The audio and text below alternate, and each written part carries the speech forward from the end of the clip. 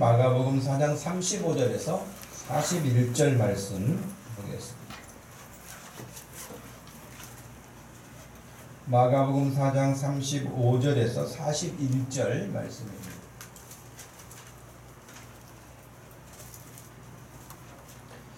찾으셨으면 우리 한 목소리로 말씀 읽겠습니다. 그날 저물 때에 제자들에게 이르시되 우리가 저편으로 건너가자 하시니 그들이 무리를 떠나 예수를 배에 계신 그대로 모시고 가매 다른 배들도 함께 하더니 큰 광풍이 일어나며 물결이 배에 부딪혀 들어와 배에 가득하게 되었더라. 예수께서 고물에서 베개를 베고 주무시더니 제자들이 깨우며 이르되 선생님이여 우리가 죽게 된 것을 돌보지 아니하시나이까 하니 예수께서 깨어 바람을 꾸짖으시며 바다더러 이르시되 잠잠하라 고요하라 하시니 바람이 그치고 아주 잔잔하여 지더라. 이에 제자들에게 이르시되 어찌하여 이렇게 무서워하느냐 너희가 어찌 믿음이 없느냐 하시니 그들이 심히 두려워하여 서로 말하되 그가 누구시기에 바람과 바다도 순종하는가 하였더라. 아멘. 어찌하여 이렇게 무서워하느냐. 또 38절 말씀에 우리가 죽게 된 것을 돌보지 아니하시나이까 라고 하는 이 말씀들을 볼 때에 제자들이 굉장히 무서워하고 두려워하고 좀 떨고 있는 그런 형편이 있죠. 성경을 해석한다는 건 참 여러 가지로 여러분 어려움이 있고요. 성경을 또 해석할 뿐만 아니라 그 하나님의 말씀이 지금 오늘을 살고 있는 나에게 어떤 의미가 있는가 하는 또 굉장히 중요한 부분이에요. 그래서 지금 풍랑을 만난 제자들이잖아요. 풍랑을 만난 제자들. 그래서 풍랑을 만나는데 하여튼 잘 이겨냈어요. 사고 없이. 그러면 그들이 풍랑을 만났을 때에 이겨낸 그 사건과 오늘 2020년을 살고 있는 저와 여러분들이 이 말씀과 어떤 관계가 있을까? 하나님은 이 말씀을 기록으로 우리에게 남기시고 또 설교를 통해서 우리에게 뭘 말씀하시려고 하는가? 제가 여러분 그 마을 모임 할 때 질문을 그렇게 만들고 있지 않습니까? 설교를 들을 때 세 가지가 필요한데 첫째는 말씀의 핵심이 무엇인가를 살피는 거고요. 동시에 그 말씀의 핵심을 깨달을 뿐만 아니라 이해할 뿐만 아니라 그 말씀이 나에게 무슨 의미가 나에게 뭐라고 말씀하시는가. 또 동시에 교회 공동체에 하나님이 왜 이 말씀을 지금 주시는가. 그러니까 이 말씀이 우리 교회 공동체가 어떻게 받아들여야 될 것인가. 세 번째는 그래서 우리가 그 말씀에 어떻게 반응할 것인가. 이 세 가지는 여러분 굉장히 중요한 부분이에요. 여러분이 매번 설교를 들을 때마다 체킹하셔야 될 부분입니다. 그냥 예배 시간에 예배 좌석에 앉았다 가는 것으로 끝나는 것은 의미가 없어요. 그래서 이 세 가지 꼭 기억하십시오. 내가 오늘 설교 본문을 충분히 바르게 이해했는가. 그렇죠. 중요하죠. 그래서 여러분 잘 이해가 안 가시거나 내가 혹시 놓친 부분이 있거나 그러면 집에 가셔서 뭐 평일에 또 다른 시간 내기 어려우면 주일 저녁 때라도 다시 설교 본문 원고를 읽어보세요. 홈페이지에 들어가 보시면 다 읽을 수 있으니까 아 내가 오늘 말씀을 들었는데 이 말씀이었구나. 아 내가 이건 놓쳤었네 라든지 그래서 그 부분을 충분히 숙지하는 거 훈련 필요합니다.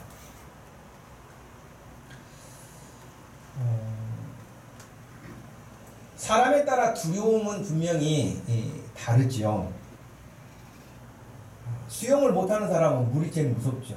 지금처럼 여러분 폭우가 쏟아지고 이렇게 정말 세차게 몰아치는 그 빗줄기와 더불어서 계곡 물들을 보면 두려움, 공포감이 와요. 근데 그럴 때는 수영 잘해도 휩쓸려 가잖아요. 근데 수영까지 못하면 그건 완전히 절망이 있죠. 저도 그래서 물이 무서워요. 물이 무섭습니다. 그런데 바닷가에서 이렇게 태어나고 자란 사람들은 거기가 수영을 하잖아요. 개 수영을 하든 뭐 정통 수영을 하든 간에 다 수영을 합니다. 근데 그런 사람들은 바다는 별로 안 무서워하는데요. 이 차를 버스를 타거나 승용차를 타고 계곡으로 올라가고 한 낭떠러지 같은 데를 가면은 벌벌벌벌 떨어요. 곧 저쪽으로 떨어질 것 같다는 생각이. 그런 경우도 있고요. 사람에 따라서 좀 다르죠. 그런 부분들. 어떤 사람은 벌레만 봐도 그냥 기겁을 하는 사람이 있잖아요. 근데 다른 사람은 뭐 아무렇지 않게 그냥 살며시 물러주는 사람이 있지. 아가씨 때는 그냥 벌레 나타나면 그냥 소리를 지르면서 어디에 숨기도 하고 도와달라고 하는데 집안에 애가 한 명 태어나면은 엄마가 된 다음에 달라지잖아요. 가서 꾹 눌러가지고 장례까지 치러주시잖아요. 자, 다르다니까요. 어떤 사람은 작은 벌레도 굉장히 놀라고 무서워하는데 어떤 사람은 아무렇지 않는 그런 경우도 있거든요. 오늘 본문에 나오는 이 예수님의 제자들 최소한 4명은 여러분 우리가 확인되고 있는 것처럼 그들은 예수님의 부름을 받았을 때에 어부였다고 하는 사실이 명확하지 않습니까? 마태복음 4장 18절 이후에 보면은 갈릴리 해변 예수님이 이렇게 거니시면서 두 형제 곧 베드로하고 안드레가 그 바다에 그물 던지는 것을 보시니 그들은 어부라 그렇게 말씀을 하셨잖아요. 또 그들을 그렇게 부르셨고 또 내려오시면 21절에 다른 두 형제 곧 세베대 아들 야고보와 그 형제 요한이 그의 아버지 세베대와 함께 배에서 그물 깁는 것을 보시고 부르셨다. 이들도 또한 어부입니다. 이들을 예수님께서 부르셔서 제자를 삼으셨는데 여러분 이들이 어부였고 바다에서 태어났고 바다에서 성장했고 바다에서 일을 하는 전문가들 아닙니까? 근데 이들이 오늘 굉장히 두려워하는 거예요. 무서워하는 거예요. 심지어는 죽게 됐다라고까지 그런 상태까지 빠진 거예요. 그래서 여러분 어떻게 여러분들이 어떤 분야에서 이 분야는 내가 뭐 자신감이 있어. 이 분야는 내가 잘 알고 있어. 난 경험도 많고 노하우도 있어. 그렇다고 해서 여러분 실수가 없거나 안전하거나 그렇지 않다는 거예요. 예. 오늘 본문 말씀에 따르면 분명하게 그렇습니다. 근데 여러분 그 갈릴리 바다라고도 하는데 사실은 바다가 아니라 호수거든요. 좀 뒤에 보이는 그 산은 헐몬산이라고 굉장히 높은 산이기도 하고 갈릴리 호수에서는 많이 떨어져 있습니다만은 만년설이에요. 항상 눈이 쌓여 있어요. 그런데 여러분 이 갈릴리 호수는 이 평지보다 낮은 곳에 위치하고 있어요. 제가 지난번 이스라엘 갔을 때에 저 밑에 지역에서 윗지역까지 갈릴리 호수는 이스라엘 지도에서 윗지역에 있거든요. 이 사진을 보시면은 저 윗부분에 해당하는데 이 갈릴리 호수의 길이가 길게 하면은 20km가 넘고요. 또 옆으로 봤을 때도 넓은 곳은 12km가 되니까 그렇게 작은 호수는 아닙니다. 그래서 사람들이 바다라고도 말을 하죠. 근데 이 호수에 잔잔하기도 하지만 순간 광풍이 불어오는데 아까 보여드렸던 이 헐몬산에서 냉기가 내려오고 그 다음에 이 갈릴리 호수를 절 위에 놓고 계속 올라가다 보면은 오른쪽에는 요르단이에요. 근데 밑에서 끝에까지가 다 산입니다. 근데 뭐 나무가 무성한 산이 아니라 아무것도 없는 그런 산이에요. 그러니까 굉장히 높아요. 이쪽 이스라엘 쪽도 마찬가지예요. 그러니까 이쪽은 동편이고 이쪽은 서편인데 갈릴리 호수까지 가는 동안 계속해서 그렇게 돼 있거든요. 그러니까 헬리콥터에서 이렇게 내려다 보면 마치 백두산 천지처럼 갈릴리 호수가 움푹 파여 있는 곳에 들어가 있는 거예요. 그러니까 여러분 그 지역이 얼마나 더운 지역입니다. 낮에는 굉장히 덥습니다. 그러니까 그 더운 기온과 헐몬산에서 내려오는 찬 기온이 만나면 순간 급변하는 거예요. 그래서 광풍이 일어나는 것이죠. 저도 거기 가서 발을 담갔던 사진입니다. 예, 여기 갈릴리 호수입니다. 그런데 이런 사실을 익히 잘 아는 이 어부 출신의 예수님의 제자들이죠. 이거 처음 경험하는 사람들도 아니고 우리 같은 사람이야 처음 갔을 때 놀랄 수 있겠지만은 거기서 나가고 자라고 고기 잡고 사는 사람들이었기 때문에 뭐 그런 광풍을 처음 만난 것도 아닐 터이고, 그런데도 불구하고 그들은 지금 두려움에 있었습니다. 우리는 이 사실을 읽으면서 두려움을 어떻게 이들이 극복했는지 몇 가지 살피려고 합니다. 여러분에게 제가 너무 이렇게 잔잔하게 말씀을 드리니까 이 부분들이 좀 생각이 덜할 수도 있거든요. 별거 아닌 것처럼 들릴 수도 있는데, 그럼 파도가 얼마나 무서운지 한번 영상을 통해서 잠깐만 제가 보여드리려고 합니다.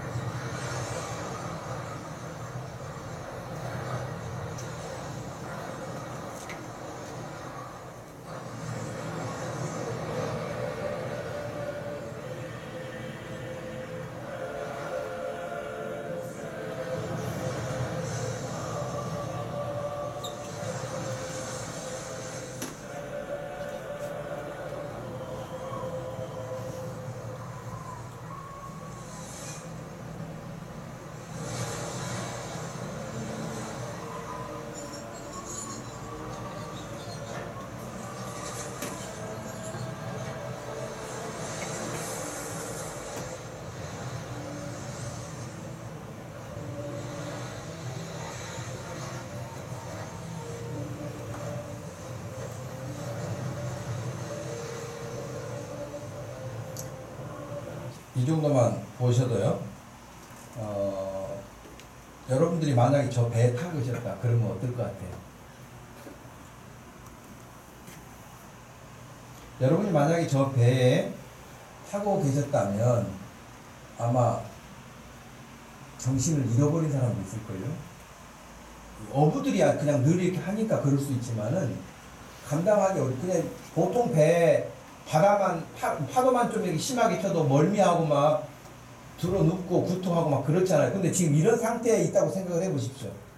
근데 제자들이 그냥 평범한 강풍 만나가지고 우리가 죽게 됐는데 우리를 돌아보시지 않습니까? 막 그랬을까요?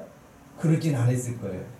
그리고 그 당시 이스라엘의 고기잡이 배 정도는 아주 조그만 배예요, 여러분. 이렇게 큰 배도 아니에요. 그러니 뒤집히는 것은 순간이겠죠. 그러니 얼마나 두려웠겠는가 하는 것입니다.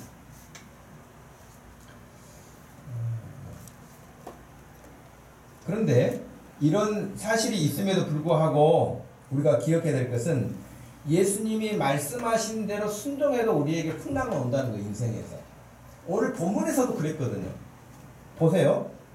그날 저물 때에 제자들에게 이르시되, 예수님이 말씀하신 거잖아요. 우리가 저편으로 건너가자. 갈릴리 호수 이쪽에서 저쪽으로 건너가자고 말씀하시는 거거든요. 그랬더니 그렇게 분명히 말씀하신 분은 예수님이세요. 36절에 그들이 무리를 따라 예수를 배에 계신 그대로 모시고 갔다 그렇게 돼 있거든요. 가매 그렇게 돼 있잖아요. 자, 예수님이 말씀하셔서 지금 간 거잖아요. 예수님의 제자들이 가자고 한 것도 아니고요. 그런데 풍랑을 만나는 거예요. 예수님하고 함께 안 하니까 풍랑이 오는 게 아니에요. 예수님이 함께 계시고 예수님이 말씀하시고 예수님의 말씀에 순종해도 풍랑 만날 수 있습니다. 제가 여러분들에게 믿음에 대해서 많이 교정하고 있는 부분 가운데 하나가 뭐냐면, 예수 잘 믿으면, 기도 많이 하면, 헌신 많이 하면 나에게는 그런 풍파도 없고 아무 어려움이 없고 좋은 일만 있을 거라고 하는 거. 그것이 바로 기복신앙이라고 하는 거거든요. 성경은 그렇게 가르치지 않고 우리의 믿음은 그렇지 않습니다. 예수님의 말씀대로 순종해도 풍랑 만날 수 있고 어려운 일 만날 수 있고 힘든 고비를 만날 수 있음을 알고 있습니다.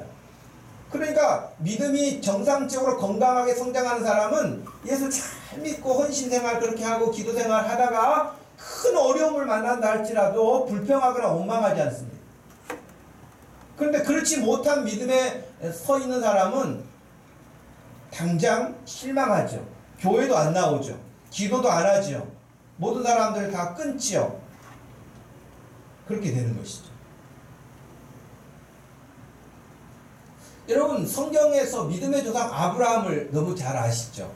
여러분, 아브라함에게 하나님이 너 본토를 떠나라, 고향을 떠나라, 친척집도 떠나라, 아버지의 집도 떠나라, 그리고 내가 너에게 지시할 땅으로 가라. 그때 그 나이가 75세라고 되어 있거든요. 75세에 안정적이고 자리를 잡고 생활하고 있는 그가 그 모든 것들을 놓고 너 혼자 갔다 와라 이렇게 말씀하신 게 아니라 거기를 아예 떠나라는 거예요. 그런데 사실은 아브라함이 부름을 받은 그 땅에서 하나님이 말씀하신 그 가나안 땅까지 가는 데는 약 1500km 정도 됩니다. 짧은 거리도 아니에요. 그 먼 거리를 떠나야 했었는데 혼자 떠나는 게 아니라, 여러분, 아브라함의 집안에는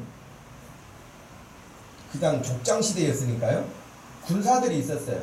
족장들은 늘 주변에 침략을 받을 수도 있고 그러니까 자기들 지키려고 군인이 있었단 말이에요. 뭐 군인이라 해도 지금과 같은 그런 군인은 아니지라도 자기 족속들을 이렇게 가족들을 지키기 위한 군사가 318명 있었다고 그랬어요. 318명이면 군인만 318명이면 그 가족들까지 하면 여러분 굉장히 많은 숫자예요. 아브라함, 사라 두 사람이 아니에요. 근데 그 사람들 다 이끌고 가야 되는 거예요. 그런데 갔어요. 하나님의 말씀 따라서 순종해서 갔어요. 여러분, 창세기 말씀 보시면 12장에 그렇게 해서 내게 보여줄 땅으로 가라 1절에 그랬어요. 4절에 이에 아브라함이 여호와의 말씀을 따라 갔다 그렇게 되어 있어요.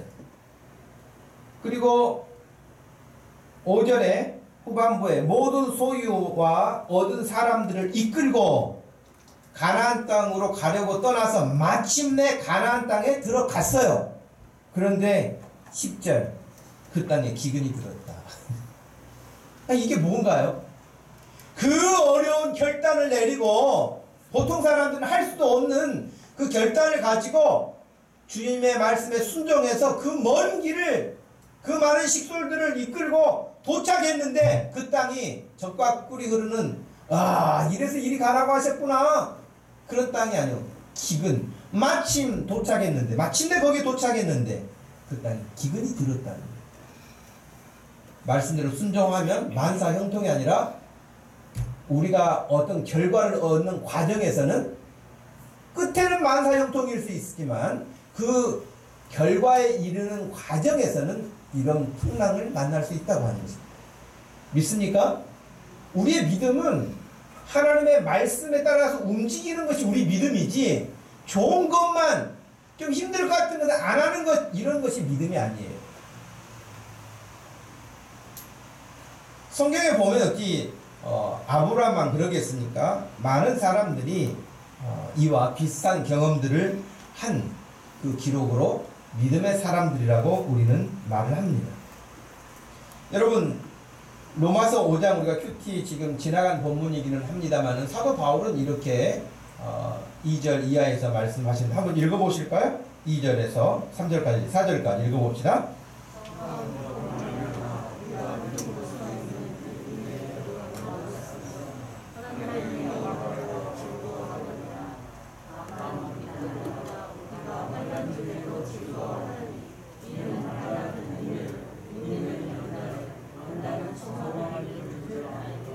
아멘.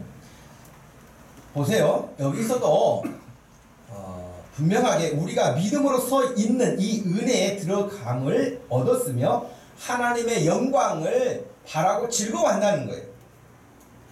근데 그것만 있는 게 아니라 우리가 환난 중에도 즐거워하는데 이는 환난은 인내를, 인내는 연단을, 연단은 소망을 이루어 내기 때문에 그렇다. 그러니까 풍랑 만난 것으로 끝나는 게 아니에요. 여러분 절대 안심하십시오. 여러분의 인생에서 풍랑 만난 것 같은 지금 제자들처럼 죽게 되었는데 돌아보시지 않습니까? 라고 할 만큼의 그런 풍랑을 만났을지라도 결코 풍랑으로 여러분의 인생이 끝나지 않을 것입니다. 왜냐하면 여러분을 부르신 하나님께서 그 풍랑은 여러분의 인생에서 여기 환난은 인내를, 인내는 연단을, 연단은 소망을 만들어내는 것처럼 여러분의 그 풍랑을 통해서 여러분이 하나님 앞에서 인내를, 연단을 소망으로 도착하게 하는 그런 징검다리와 같은 역할을 하기 때문에 결코 불안해하거나 두려워할 필요가 없습니다. 아멘. 여러분들이 어떤 일을 만나든지 간에 하나님 지금 풍랑이 오네요 라고 마음가짐을 믿음으로 정비를 하고 담대할 필요가 있다라고 하는 것입니다. 두 번째는 여러분,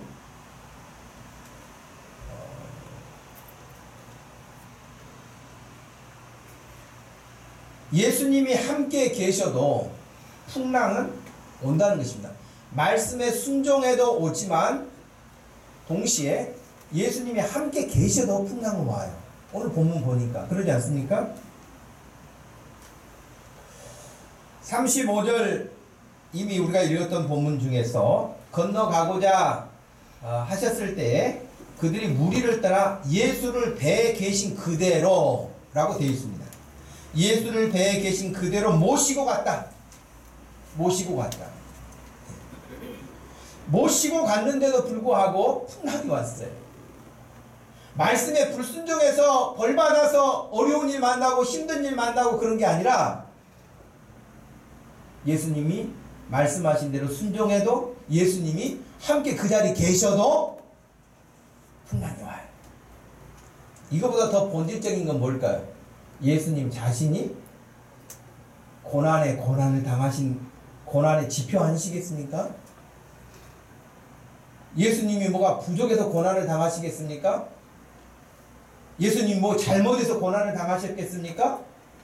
그런데 여러분 예수님이 공생에 시작한 이 땅에 오심부터도 그렇지만 공생애를 시작하는 그 과정을 우리가 보아 알고 있는 것처럼 예수님이 얼마나 많은 고난 가운데 처하게 되십니다. 예수님 자신이 고난에 계셨는데 예수님이 함께 계신다고 고난이 없다? 여러분 그러나 예수님이 고난에 무너지거나 고난에 주저앉거나 그러신 적이 없죠. 그것처럼 예수님이 함께 계시는 한 여러분에게 오는 고난은 그 주님이 이길 수 있도록 지혜도 주시고 힘도 주시고 능력도 더해 주실 줄로 믿습니다. 분명히 예수님이 배에 계신 그대로 모시고 갔는데도 광풍이 일어나서 물결이 바다에 배에 부딪혀서 배에 물이 가득 차게 돼서 지금 침몰하게 될 지경까지 이르렀다라고 하는 것입니다.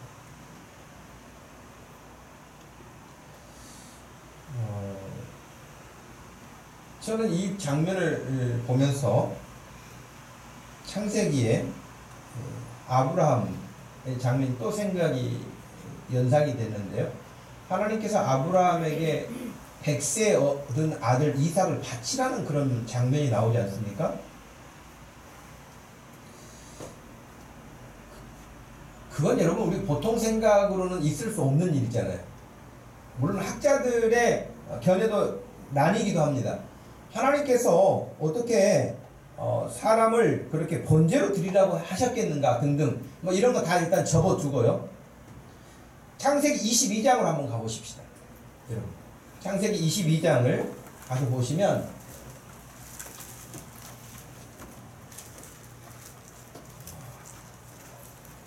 하나님께서 아브라함을 시험하신다고 되어 있습니다. 아까 우리 연단을 받는다라고 하는 것처럼 여기 분명하게 시험을 받는다고 되어 있는데요. 시험하시려고 아브라함을 부르셨어요.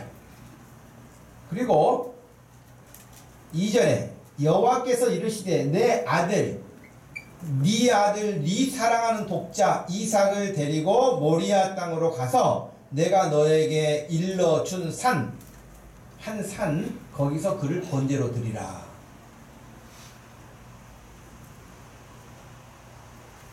이건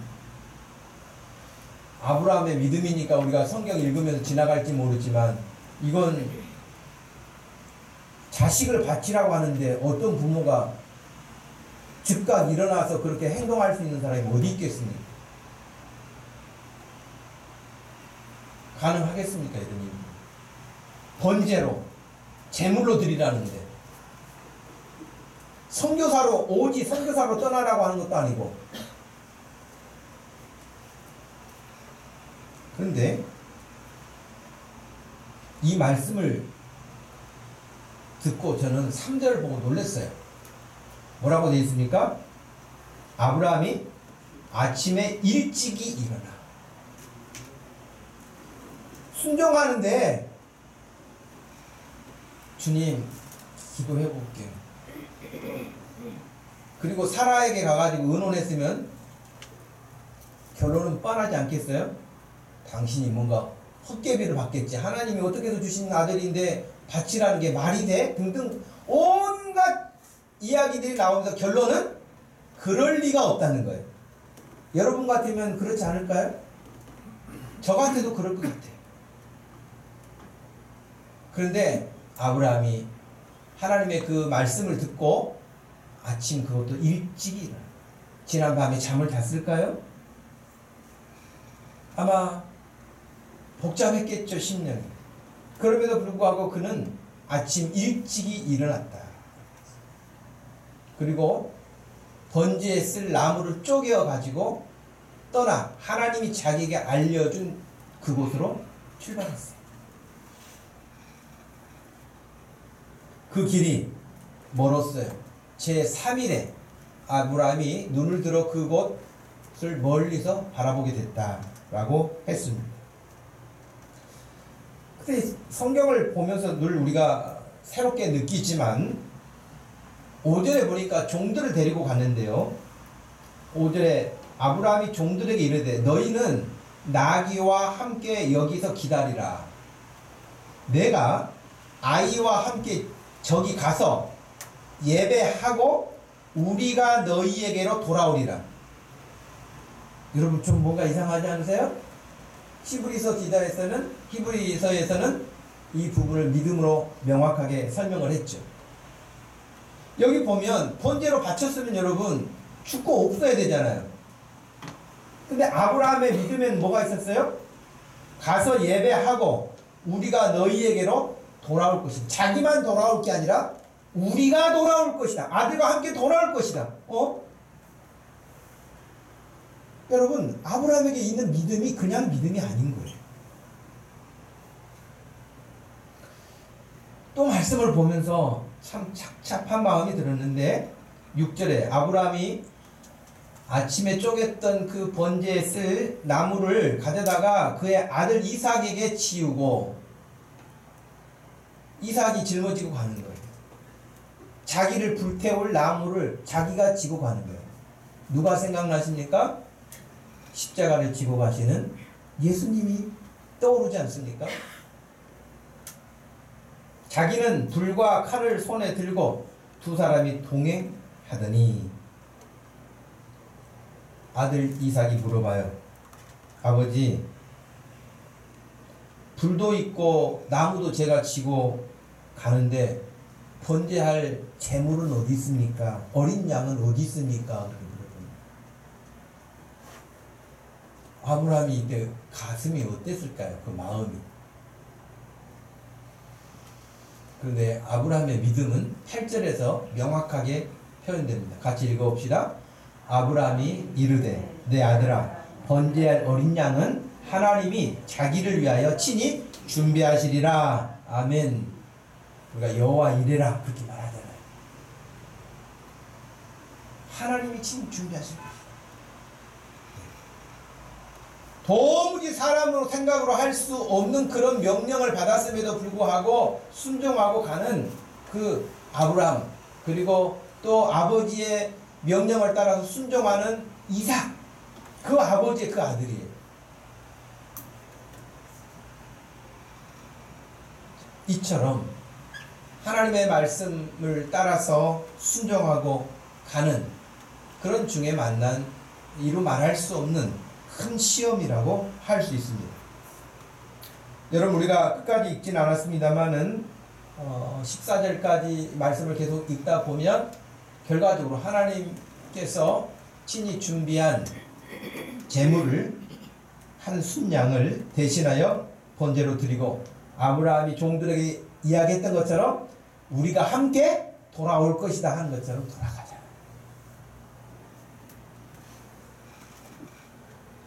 풍랑을 만났어요, 제자들이. 그러나 그 다음날 갈릴리 TV 뉴스에 배 예수님과 제자들이 밤에 건너다가 전복돼서 전원 사망했던 이런 기사가 안 떴습니다. 혹은 조금 덜 해가지고 격한 풍랑을 만나가지고 2명 사망하고 나머지 지금 아무개 정형외과에 입원 중이더라, 이런 말씀도 속보로 뜨지 않았어요. 풍랑은 일어났고 죽을 지경에 빠졌지만 아무렇지 않게 다 건넜어요. 할렐루야. 여러분들이 만난 어떤 어려움이라 할지라도 여러분 그 어려움에 침몰당하지 않을 것입니다. 여러분이 극한 상태에 빠져 있다 할지라도 거기에 매몰당해서 사라지지 않을 것입니다. 주님이 그 배에, 풍랑 만난 배에 물이 가득 차서 죽게 된 침몰 직전에 있는 그 배에 함께 계신 것처럼 여러분을 성전 삼고 계시는 우리 주님이 계시잖아요. 그러므로 여러분의 인생은 결코 침몰당하지 않습니다. 멸망하지 않습니다.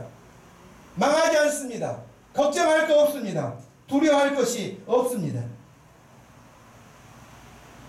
여러분, 오늘 말씀 중에는 예수님의 제자들만 배를 타고 걷는 것이 아니에요. 누구도 그랬습니까? 다른 사람들도 라고 되어 있습니다. 여러분, 오늘 읽었던 말씀을 보십시오. 36절 말씀에 보면 그들이 무리를 떠나 예수를 배에 계신 그대로 모시고 가매 다른 배들도 갔다, 그렇게 되어 있잖아요. 다른 배들도 갔다. 다른 배들도 갔으니까요, 그들은 풍랑 안 만났겠습니까? 그들도 만났겠죠. 제자들 탄 배만 물이 가득 찼을까요? 그 사람들도 마찬가지였을 거예요. 그래서 저는 그런 생각을 했습니다. 늘 하나님과 함께 하는 사람 곁에 있으면 자기도 하나님의 은혜를 덤으로 누려요. 그래서 옛날 부흥사들 늘 많이 썼던 그 부흥사 문구가 있는데, 축복을 많이 받게 해달라고 해서 물질의 복, 또 사람의 복, 그래서 물권, 인권, 또 뭐라 그랬죠? 하여튼 그런 거 하나님 앞에 받지 못하면 그런 거 받은 사람 옆에라도 있어라, 이런 그런 이야기 막 했던 거 들었던 기억이 나요. 마찬가지로 진짜 하나님의 은혜를 누리는 사람 옆에 항상 있어야 돼요. 그러면 그 은혜를 나도 같이 누려요. 근데 여러분, 은혜 받지 못한 사람 옆에 있어 보십시오. 조금 있는 은혜도 다 까먹고 없어요. 여러분 곁에는 늘 믿음 좋은 은혜로운 사람만 있기를 바라고, 여러분이 그런 사람 되기를 축복합니다. 여러분, 예수님과 함께 배 타고 가는 제자들이 풍랑을 만났는데 그들이 그 풍랑에서 건지받은 것처럼 그 옆에 타고 가던 배들도 전복됐다는 이야기가 없어요.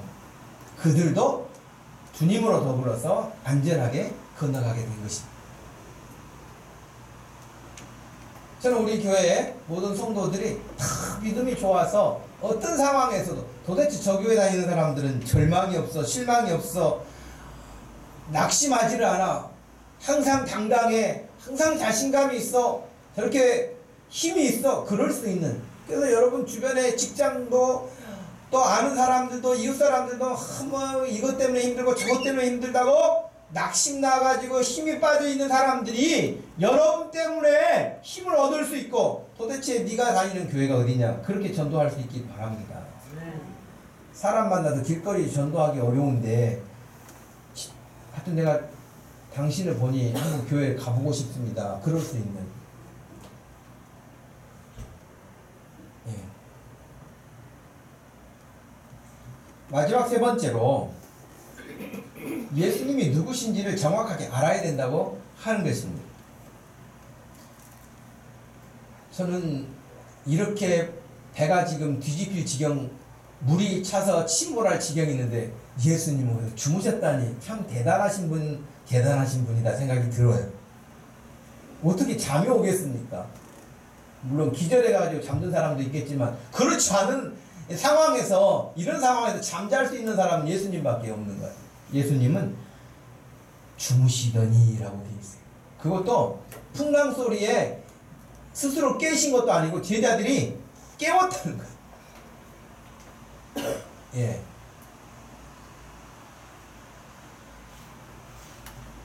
결국 예수님은 여기서 바다를 잠잠하게 하셨고 바람도 꾸짖으셔서 더 이상 불지 않도록 하셨죠. 그 일들을 지켜본 제자들이 그가 누구이기에 바람과 바다도 순종하는가? 라고 하는 질문이에요. 예.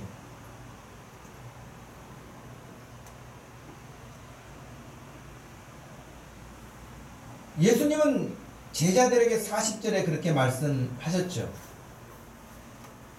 이에 제자들에게 이르시되 어찌하여 이렇게 무서워하느냐? 너희가 어찌 믿음이 없냐? 그러셨거든요. 두 가지. 왜 무서워하냐? 왜 그렇게 믿음이 없냐? 그랬어요.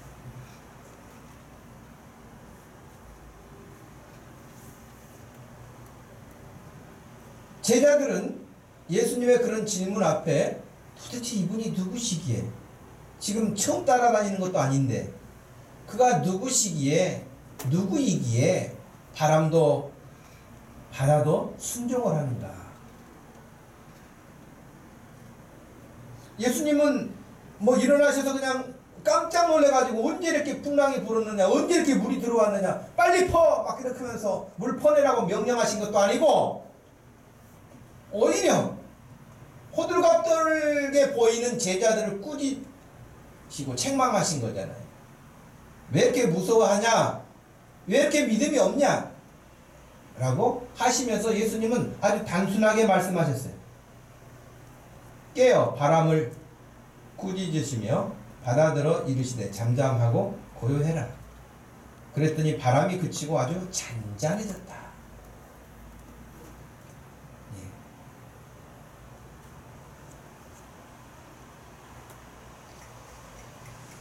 하박국 3장 말씀에 따르면 이런 말씀이 있습니다. 주께서 말을 타시고 바다 곧 큰 물의 파도를 밟으셨나이다. 그러니까 고대 근동 그 지역의 사람들은 바다를 굉장히 두려움의 대상으로 봤어요. 혼돈의 대상으로 봤어요. 이런 어마어마한 광풍이 한번 몰아치면 얼마나 두렵겠습니까? 그러니 전 세계적으로 여러분 바다에 출항하기 전에 어부들이 전부 다 제사를 지내잖아요. 그렇죠? 두려우니까 뭔가를 믿어야 되잖아요. 뭔가 의지해야 되잖아요. 그런데 성경에서만 하박국 3장 15절에 보니까 주께서 말을 타시고 바다 곧 큰 물의 파도를 밟으셨다는 거예요. 사람들은 두려워 벌벌 떨고 있는 것을 완전히 다스릴 수 있는 분, 주님이시라고 말씀하셨어요. 하박국 선지자는 이 사실을 듣고 내 창자가 흔들렸고 목소리로 말미암아 내 입술이 떨렸다고 말했어요. 우리를 치러 올라오는 환난 날을 내가 기다림으로 썩이는 것이 내 뼈에 들어왔으며 내 몸은 내 처소에서 떨리는도다 라고 하면서 그 하나님이 누구신가에 대한 확신을 갖게 되면서, 하박국 선지자도 불평이 많았잖아요. 원망이 많았잖아요. 왜 이런 일들이, 왜 이런 이해하기 힘든 일들이, 그렇게 했던 사람이 17절 이하, 우리 너무 잘 알려진 말씀 같이 한번 읽어볼까요? 17절부터 비록 무화과나무가 무성하지 못하며 포도나무에 열매가 없으며 감람나무에 소출이 없으며 밭에 먹을 것이 없으며 우리의 양이 없으며 외양간에 소가 없을지라도 나는 여호와로 말미암아 즐거워하며 나의 구원의 하나님으로 말미암아 기뻐하리로다. 아멘. 하박국 선지자도 이미 이런 고백을 남겼습니다. 그렇습니다. 제자들이 누구시기에 바람도 다스리시고 바다도 순종하는가? 이런 질문 앞에 그들은 이미 이렇게 하실 수 있는 분은 하나님 아니고는 아무도 없다는 것을 알았어야 할 부분이죠. 여러분, 우리가 신앙생활하고 하나님 말씀 배우고 익히면서도 말씀 따로 우리의 믿는 것 따로 그럴 때가 많거든요. 그럴 수가 있거든요. 이 유대인들은 이 성경 모르는 게 아니에요. 얼마나 많이 들었을 거예요. 알았을 거예요. 그러나 지금 바다를 다스린 분이 자기들 앞에 계시는데 몰라봐요. 누구신가? 그럼. 이런 말씀이 이미 그들에게 있어요. 그런데도 불구하고 바다를 다스리시는 분 앞에서 누구신가? 이분이 누구시길래? 하나님이시죠. 하나님의 아들 예수 그리스도시죠. 하늘과 땅을 창조하신 분이시오. 다스리시는 분이시죠. 지금도 그 하나님은 변함이 없으신 동일하신 하나님이십니다. 사람만 다스리시는 게 아니고 나라와 민족만 다스리시는 것이 아니라 온 우주 천하 만물을 다스리시는 하나님, 그 하나님은 지금도 여전히 하박국 시대만 그런 것이 아니고 풍랑 만난 제자들 시대만 그런 것이 아니고 2020년을 살고 있는 저와 여러분의 이 시대에도 동일하게 다스리시는 하나님이신 것을 믿으시기를 바랍니다. 여러분, 사무엘상 2장에 한나가 얼마나 많은 고통을 당했습니까? 얼마나 많은 어려움을 당했습니까? 남편이 갑절의 사랑을 그에게 부어줘도 위로가 되지 않았지 않았습니까? 그랬던 한나가 하나님 앞에 사무엘이라고 하는 아들을 얻고 난 이후에 기도하는 그 기도 내용이 2장에 나옵니다. 6절, 여호와는 죽이기도 하시고 살리기도 하시며 수월에 내리기도 하시며 거기서 올리기도 하시는도다. 가난한 자를 진토에서 일으키기도 하시고 빈궁한 자를 거름더미에서 올리셔서 귀족들과 함께 앉게 하시는 분이기도 하시다. 하나님은 여전하게 이렇게 하시는 분이라고 그는 이야기하고 있습니다. 제가 이 말씀을 보니까 6절부터 9절 말씀까지 하시고 하시며 하시고 하시며 하시고 하시는도다. 또 계속해서 하시며 하시는도다. 하시리니 하나님이 그 일을 행하시는 주체가 되시고 능력자 되심을 여러분 기억하십시오. 한나가 하나님 앞에 그렇게 기도하고 있는 거예요. 하나님은 자기는 미천하고 자기는 힘이 없고 자기는 무능하고 자기는 할 수 없지만 하나님은 죽이기도 하시고 살리기도 하시는 거예요. 수월에 내리기도 하시고 거기서 올리기도 하시는 분이에요. 여러분을 낮추기도 하시고 여러분을 높이기도 하실 수 있는 분이시기를, 그런 분이심을 믿으시길 바라요. 여러분, 지금도 그 하나님은 변함이 없으세요. 결과적으로 풍랑은 일어났고 죽을 지경이 되어서 정말 우리를 돌아보시지 않습니까? 라고까지 이야기를 할 지경에 있었으나 결론은 죽지 않았습니다. 그 누구 하나도 뼈가 부러진 사람도 없고 다친 사람도 없습니다. 풍랑만 일어났을 뿐이지 안전합니다. 안전하게 도착합니다.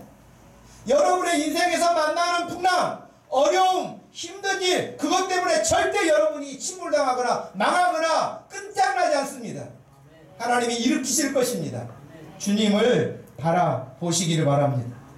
주님이 요구하신 게 있었잖아요. 왜 그렇게 두려워하냐? 왜 그렇게 믿음이 없니?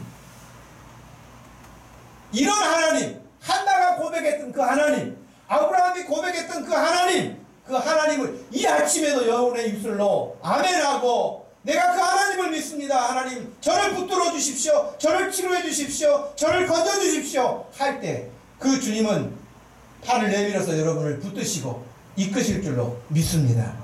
기도하겠습니다. 하나님 고맙고 감사합니다.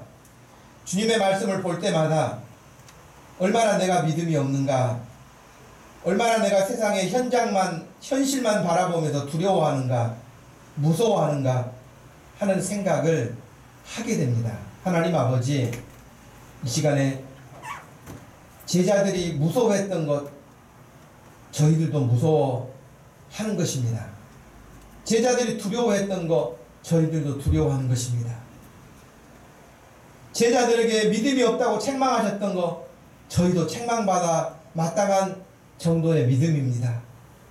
그러나 이 시간 주의 말씀을 다시 듣고 우리 주님이 함께 계시는 중에, 우리 주님의 말씀에 순종하는 중에 오는 풍랑일지라도, 만난다 할지라도 두려워하거나 주저앉지 아니하고 우리 주님과 함께 걷더니 건널 수 있는 믿음 되기를 이 시간도 기도하오니 우리 한 사람 한 사람에게 이와 같은 주의 은혜를 덧입혀 주시옵소서. 예수님의 이름으로 기도하옵나이다. 아멘. 우리 다 같이 자리에서 일어나셔서 찬양을 드리겠습니다.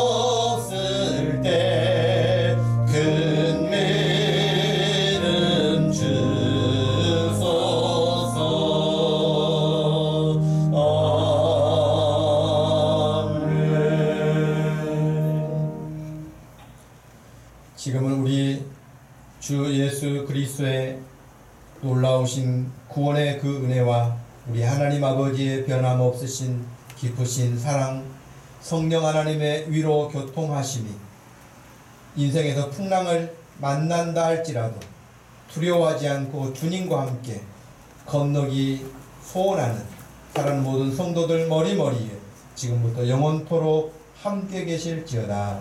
아멘.